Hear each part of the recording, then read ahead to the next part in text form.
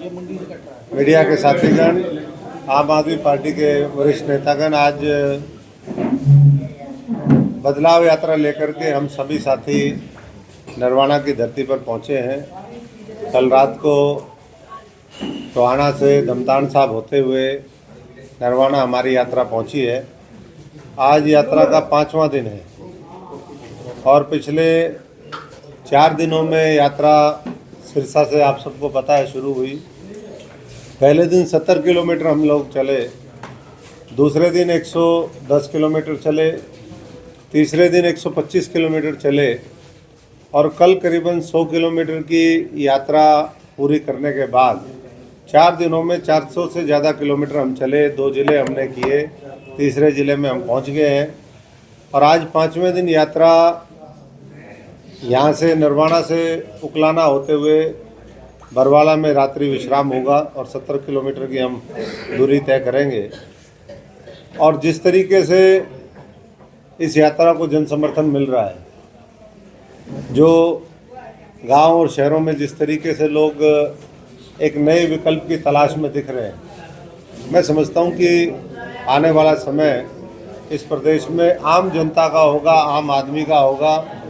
हर हरियाणा वासी अपने आप को इस यात्रा से जोड़ करके देख रहा है, भले ही वो प्रत्यक्ष तौर पर, व्यक्तिगत तौर पर उसमें पहुंचता हो ना पहुंचता हो, लेकिन जो मुद्दे हमने उठाए हैं और जो बातें हम कर रहे हैं, वो जो 75-76 वर्ष में नहीं मिला उनको ये महसूस होता है कि ये इनकलाबी जुनूनी लोग हैं आम आदमी पार्टी के, जो अरविंद केजरीवाल जी के नेतृत्व में व्यवस्था परिवर्तन की लड़ाई लड़ रहे हैं, इनका साथ देना चाहिए। और इसलिए मैं समझता हूं कि जब ये यात्रा समाप्त होगी आज से 5-6 दिन बाद, तो पूरी 10 की 10 लोकसभा और 90 की 90 सीटों पर और ज़्यादा मजबूत नेतृत्व, नया नेतृत्व हमारा निकल कर के आएगा, जिसको भविष्य में हरियाणा की जनता लोकसभा और विधानसभा में पहुंचाने का काम करेगी। क्योंकि एकमात्र यही पार्टी है जो अच्छी शिक्षा के बल पर पूरे देश को आगे बढ़ाना चाहती है। क्योंकि शिक्षा हमारे नौजवान पीढ़ी को अगर हम सही से देते हैं, तो जो मानव संसाधन है वो अगर हमारा सबसे उम्दा और उन्नत है, तो फिर दुनिया की कोई ताकत हमें पीछे नहीं ले जा सकती। ये पूरी दुनिया में श्रेष्ठ बनेगा। केवल बोलने से कि विकसित भारत होगा, तो मैं नहीं समझता कि उससे ये होगा। जिस तरीके से अभी यात्रा दूसरे दल निकाल रहे हैं और ज़बरदस्ती उसमें स्कूलों के बच्चे और ज़बरदस्ती उसमें अधिकारी, ज़बरदस्ती सरपंच, वो विकसित भारत यात्रा नहीं है, वो ज़बरदस्ती यात्रा है। सबकी ड्यूटी लगाई जाती है। और इसलिए हमने कहा कि जो बुनियादी मुद्दे हैं, आज भी हम नरवाना में अभी साथियों से बात कर रहे थे, जो बुनियादी एक हमेशा एक सवाल आम आदमी करती है कि अगर भ्रष्टाचार ख़त्म होता है तो किस तरीके से उसको हम ख़त्म कर सकते हैं और कैसे उससे देश की जनता को, प्रदेश की जनता को फ़ायदा मिलेगा। आज भी यहाँ पर बताया गया कि कौन सी ऐसी तहसील है, कौन सा ऐसा शहर है, कस्बा है, नगर पालिका है, नगर परिषद है, नगर निगम है या सेक्रेटरीट है या मंत्रालय है, जहाँ पर भ्रष्टाचार कई गुना नहीं बढ़ गया। भ्रष्टाचार को लेकर के 13 में से 10, 23 में से माफ़ी चाहूँगा, 23 में से 10 हमारे जो पार्षद हैं वो यहाँ पर नरवाना के अंदर धरने पे बैठे हुए हैं। तो इसी से पता चलता है कि सरकार जो जनहित के मुद्दे हैं उनको लेकर के गंभीर नहीं है। उनका तो यही है कि भाई अपराध बढ़े, अपराधी बढ़े, भ्रष्टाचार बढ़े, महंगाई बढ़े, बेरोजगारी बढ़े, किसान का शोषण हो, लेकिन महापूंजीपति माला माल होने चाहिए। अडानी अंबानी, उनका सेंसेक्स ऊपर जाना चाहिए, बाकी चाहे देश जाए भाड़ में।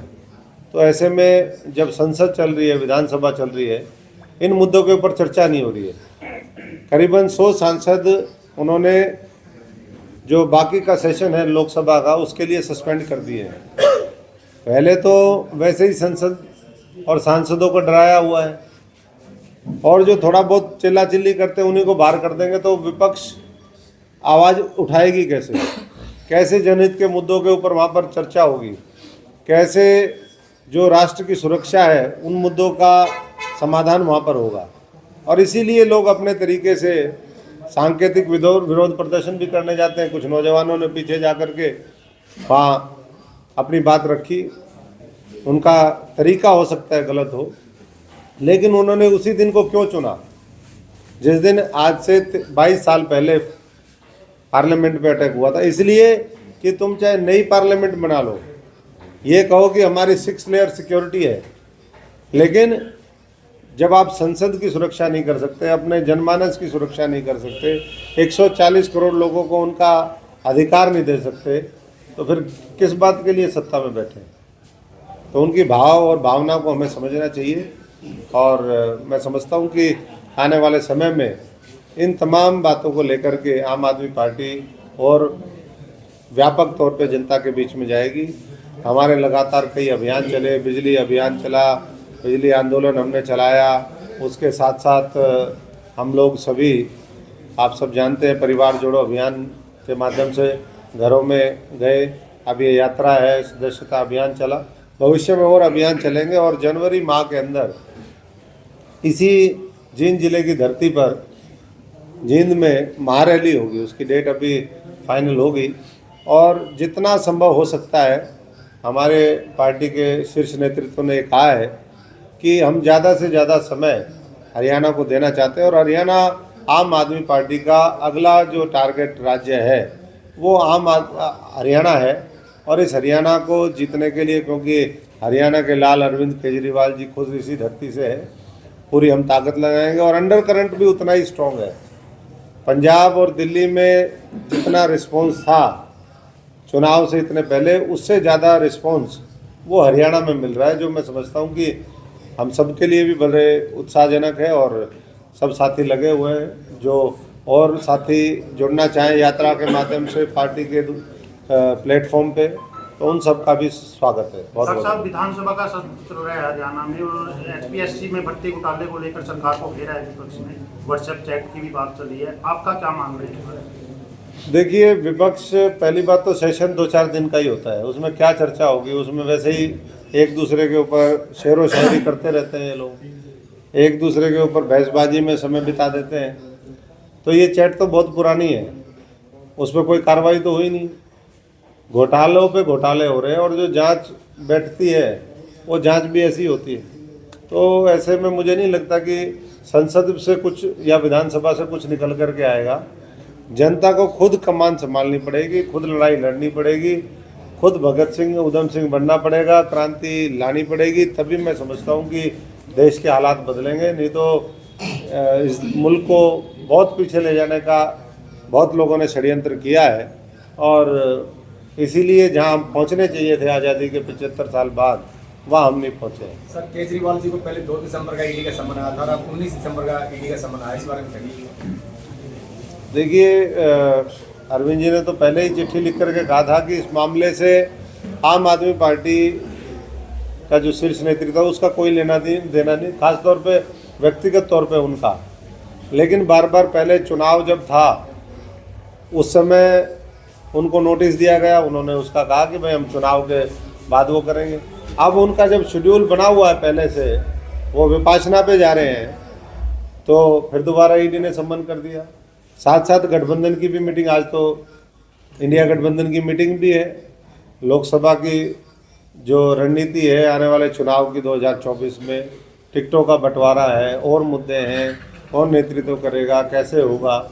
तो ऐसे में मैं समझता हूँ कि आम आदमी पार्टी के ऊपर एक ज़बरदस्ती ये दबाव बनाया जा रहा है कि वो जो है इस गठबंधन में कहीं ना कहीं उतना एग्रेसिवली उनका रोल ना रहे जितना होना चाहिए। लेकिन आम आदमी पार्टी पूरी कानून व्यवस्था में और हमारी न्यायिक प्रणाली में पूरा विश्वास रखती है और उसके अनुसार हम अपनी लड़ाई लड़ेंगे। आम आदमी पार्टी हरियाणा में बदलाव लाने की बात कर रही है, तो आप मुख्य एजेंडा क्या लेके चल रहे हैं? हरियाणा में क्या बदलाव होना चाहिए? हरियाणा में एक नहीं, बदलाव तो अनेक है। वैसे तो हम लोगों से सुझाव लेकर के, लोग जो चाहते हैं, लोगों के संपर्क में ही हमेशा रहे भी हम। लंबा समय 2-2.5 दशक से राजनीति हरियाणा की करते आ रहे हैं। तो सारे मुद्दे पता है, लेकिन मोटे मोटे तो सबको पता है। भ्रष्टाचार खत्म होना चाहिए। पूरे देश में सबसे ज़्यादा आज बेरोजगारी इधर हरियाणा के अंदर है। अपराध में बहुत आगे चला गया है। जंगल राज खत्म करना हमारे प्राथमिकता होगी। किसानों को उसकी फसल का उचित मूल्य मिले। अब जिस समय डीएपी की ज़रूरत होती है डीएपी नहीं मिलती, यूरिया की ज़रूरत होती है यूरिया नहीं मिलती। जब क्षति पर कोई फसल डैमेज हो जाती, कहते हैं क्षतिपूर्ति पोर्टल पे जाओ, वहाँ जब जाते हैं वो बंद मिलता है, उसके बाद कंपनसेशन नहीं मिलता है। तो किसान मजदूर गरीब आदमी का शोषण हो रहा है। महिलाएं सुरक्षित नहीं है। अभी कल मैं देख रहा था टोहाना में, हम उस स्थान पर गए जो रेस्टोरेंट था, कल यात्रा हमारी वहीं से निकली थी, वहाँ दूसरी बार गोली चली उसके ऊपर। तो ना छोटे छोटे दुकानदार व्यापारी सुरक्षित हैं, ना आमजन सुरक्षित है। तो ऐसे में नशाखोरी, माफिया राज, इसका पर्याय जो हरियाणा बन गया है उसको हम ठीक करने का काम करेंगे। और साथ साथ क्योंकि दिल्ली एनसीआर के नज़दीक है हरियाणा, तो अपार संभावनाएं हैं हर तरीके की, चाहे वो टेक्नोलॉजी के क्षेत्र में हो, उद्योग के क्षेत्र में हो, कृषि फूड प्रोसेसिंग की बात करें, तो हरियाणा को ना केवल देश का बल्कि दुनिया के श्रेष्ठ जो राज्य हैं, जो इलाके हैं, उसमें लाने का आम आदमी पार्टी का लक्ष्य होगा। और जो दिल्ली का मॉडल है उसको और बेहतर करके हम हरियाणा में लागू करेंगे। और ये मॉडल जो दिल्ली मॉडल था वो देश का मॉडल भविष्य में बने, उसके लिए हरियाणा की एक विशेष भूमिका रहेगी।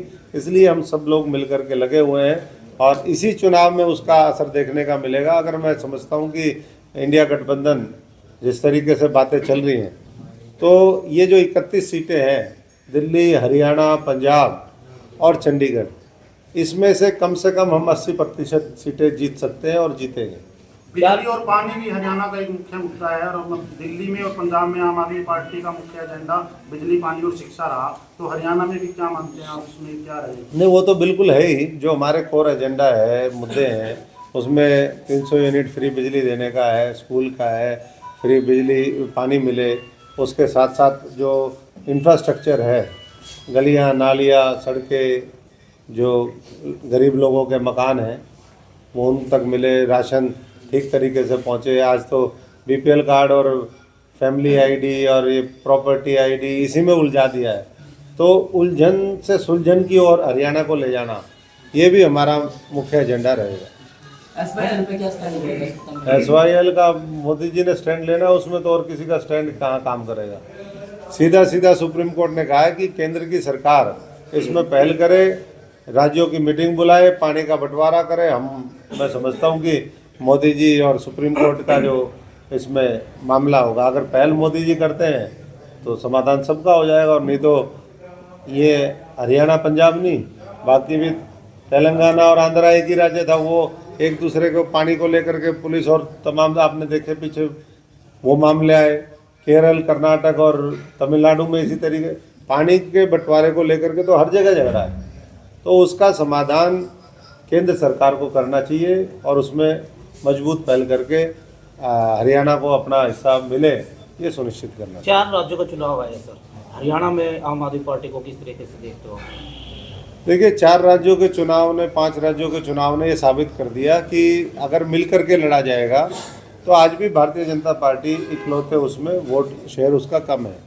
लेकिन अगर वोट विभाजित होगी, अगर नीयत में खोट होगा, ईमानदारी से हम काम नहीं करेंगे, तो भारतीय जनता पार्टी का पलड़ा भारी होगा। क्योंकि उनके पास हर तरह की ताकत है, आज धन की ताकत है, आज एजेंसीज हैं, आज मीडिया है, तमाम तरह के नैरेटिव वो लोग बना लेते हैं। तो ऐसे में हरियाणा के अंदर पहले तो लोकसभा चुनाव है, बाकी विधानसभा तो आम आदमी पार्टी ने कहा ही है कि हम अकेले लड़ेंगे, अपने बल पर लड़ेंगे, और उसी की तैयारी में हम लोग लगे हुए हैं। लेकिन इन चुनाव ने ये भी साबित कर दिया कि जहाँ मजबूती से लड़ा जाता है वहाँ बीजेपी आराम से हार सकती है। कोई ऐसा नहीं कि बीजेपी को हराया नहीं जा सकता। कर्मचारियों की पेंशन जैसे डबल होते काट दी जाती है, लेकिन एमएलए की जो पेंशन है वो बार जितनी बार एमएलए बनता है उतनी बार मिलते हैं। क्या आपकी पार्टी स्टैंड लेगी? हमारी पार्टी ने तो स्टैंड ले रखा है। पंजाब में एक पेंशन मिलती है सिर्फ, और दूसरे कई जगह ऐसी है जहाँ वॉलंटियर करके हमारे लोगों ने छोड़ी भी। आम आदमी के जो लोग हैं, नेता हैं, जिनको पेंशन मिलती थी, हमें भी एक ही पेंशन मिलती है, हम भी एक पेंशन लेते हैं, और एमएलए से कम होती है एमपी की पेंशन। ये भी मैं बता देता हूँ, कई बार आप लोगों को भी गुमराह कर दिया जाता है। सर, संसद में घूमने वाले युवाओं में ज़्यादातर बेरोजगारी और महंगाई के खिलाफ नारे लगाए थे। क्या आप समझते हैं कि वो उनमें कोई और इन्वॉल्व होगा? जहाँ तक कि यहाँ कई एजेंसियां आ चुकी हैं, जांच कर रही हैं, क्योंकि हमारे नरवाना के कसौ के गांव से लड़की नीलम, तो क्या समझते हैं आप इस बारे में? लड़कों का जायज था या? देखिए, मैंने पहले ही कहा कि हमें भाव और भावना उनकी देखनी चाहिए। उन्होंने एक अपना प्रोटेस्ट वहाँ पर करने का काम किया है, और उन्होंने, मुझे नहीं लगता कि कोई बहुत ज़्यादा किसी को इसमें देखना चाहिए। कई बार नौजवान होते हैं, वो कोई अपनी बात सुनाने के लिए क्रांतिकारी कदम उठाते हैं। भगत सिंह जी ने बम क्यों फोड़ा था वहाँ की पार्लियामेंट में जा कर के? इसीलिए कि भाई सांकेतिक तौर पे ये कहें कि भाई हमारी आवाज़ नहीं सुन रही है, गूंगी बहरी। तो बच्चे हैं, वो नौजवान हैं, उनको समझाया जाए, और जिन मुद्दों को उन्होंने उठाया है, बेरोजगारी का, उनको रोजगार कैसे दे सरकार। इसी सरकार ने तो कहा था कि हम 2 करोड़ हर साल नौजवानों को रोजगार देंगे, फिर कहाँ 2 करोड़ रोजगार दिए?